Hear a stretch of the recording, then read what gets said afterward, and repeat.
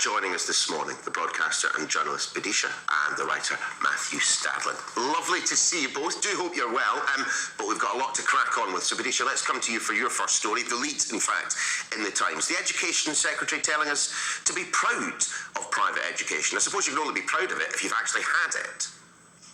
I think that's exactly right. It's a strangely defensive thing for the Education Secretary, Nadhim Zahawi, to say. And it's actually in response to this drive that we've been covering a lot, which is all about Oxford and Cambridge. It's two of the best universities in the world, saying that they're going to stop over-favouring private schools and take in more candidates from state schools. And instead of Nadhim Zahawi saying, excellent, great, let's get behind this, he has said that state schools should be trying to level up with private schools. I completely agree with that, by the way, but whose job is that to invest in it but the Education Secretary? But he's saying that, Oxford and Cambridge shouldn't try to tilt the system as if these very venerable universities are somehow trying to unfairly, Bolshevically game the entire system when they're really just talking about equal opportunity. It's very strange because, of course, the criticism has been quite in the opposite direction for a really long time.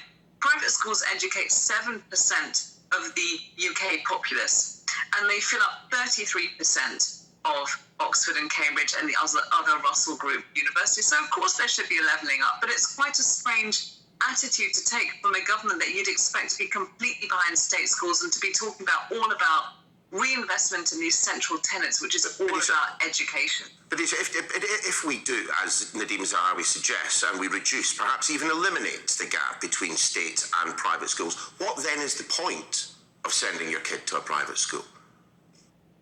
Well, isn't that what's the Eton fee? Something like £30,000 a year. That's a £30,000 a year question. Social capital, all those other wonderful things that get you a lovely job in the cabinet, knowing the right people, knowing how to behave, those subtle things which aren't to do with the metrics and not to do with GCSE scores, are they? Never made them any good at debating. Kyle Academy, we always used to spank the English posh boys. It was great fun. Let's go, Matthew, to the front of the Telegraph and Kwasi Kwarteng classing natural gas as green. That's an interesting one. Yeah, by the way, I'm an English posh boy, and I think private education is profoundly unfair.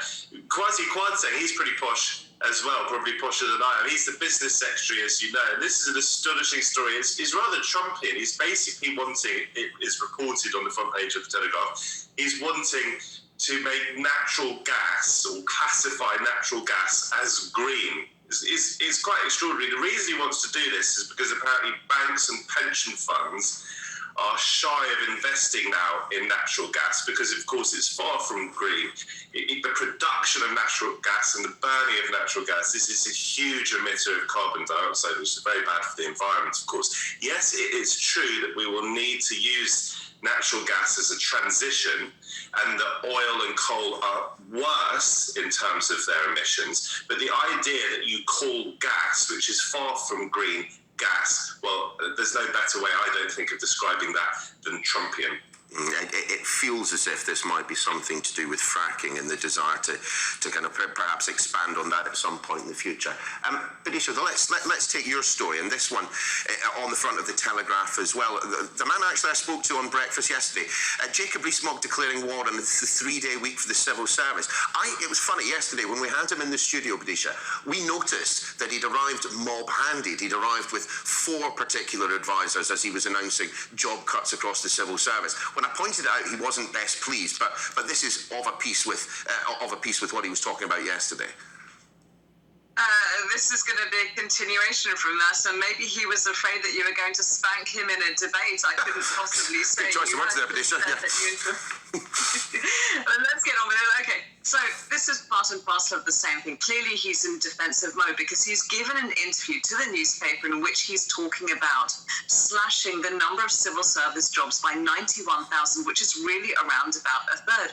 But what he's said about civil servants is really quite outrageous. He's pointing out that the most popular days to work are Tuesday, Wednesday, and Thursday. And guess what? They've all been skiving off, working from home on Mondays and Fridays. And then he said, you know what? Let's tally up those days off with what were the sunny days and when were the good sporting events. So he's sort of implying that civil servants who are among the hardest working people in government. They serve any government regardless of who they personally vote for. That is their duty. Come on, you're not telling me, Rudisha, come on, you're not telling me you don't think that some civil servants have, on occasion, used the opportunity of working from home to go along, perhaps, I don't know, put out there to the Oval and watch the cricket, because I've seen them.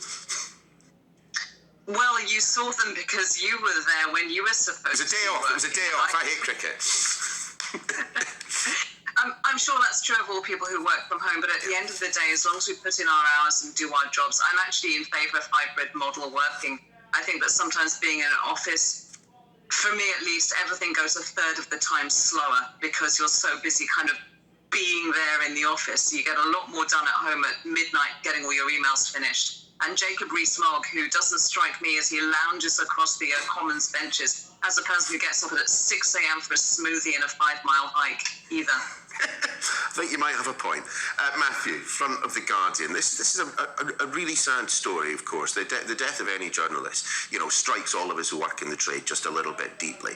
But this funeral, the funeral that took place of Shireen Abu Akleh, our correspondent was there, Alistair Bunkle, and as he reported from the scene, he could see no reason at times for the way in which Israeli police were operating as regards those that were there, those that were mourning. Not everything is as it seems always or often in the Middle East. So obviously we have to be very careful. It's a hugely inflammatory and emotional subject of debate. I have a huge sympathy for the Palestinian cause. My grandparents were Jewish refugees. They had huge sympathy for the Palestinian cause.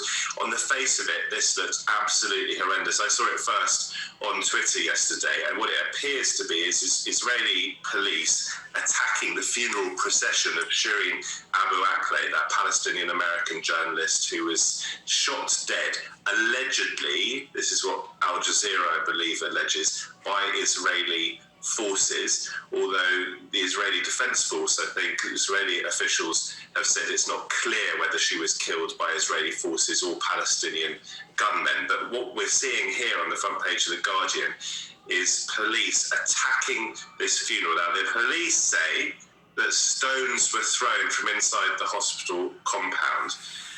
Does it look like that from this footage? No. Do we know the full details? No. We do know, I think, that you're not supposed to be flying Palestinian flags in Jerusalem. That to me is deeply unfair, but who cares what I think.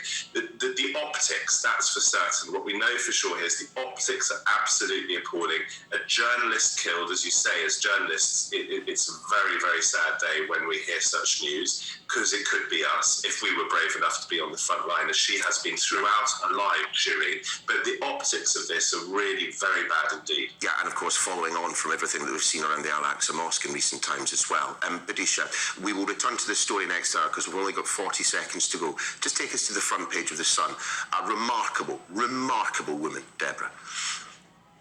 This is all about Deborah James, who's just received a damehood from the prince himself. He's come along. Look at that gorgeous picture. This woman, who's now receiving at-home hospice care, has been an extremely powerful and impressive campaigner raising awareness of bowel cancer. She's raised over £5 million during her campaign, and she's urged people to get over their embarrassment about bodies. She's become a real heroine right to the end. She's acted with such grace and power and intelligence. She's so inspirational. She deserves all the accolades that she's getting, not least of which the damehood. Indeed. Badisha, Matthew, we'll see you for more of the same next hour, by which point, who knows, Deborah may well have raised £5 million. She's on the course for 4.5 already. We'll see you next hour. The rest of you, however, can stay right where you are. After the break, we will have the very latest. As Russia says, it will cut off the electricity it supplies to Finland today, of course, seen as a response to Helsinki's plans to join NATO.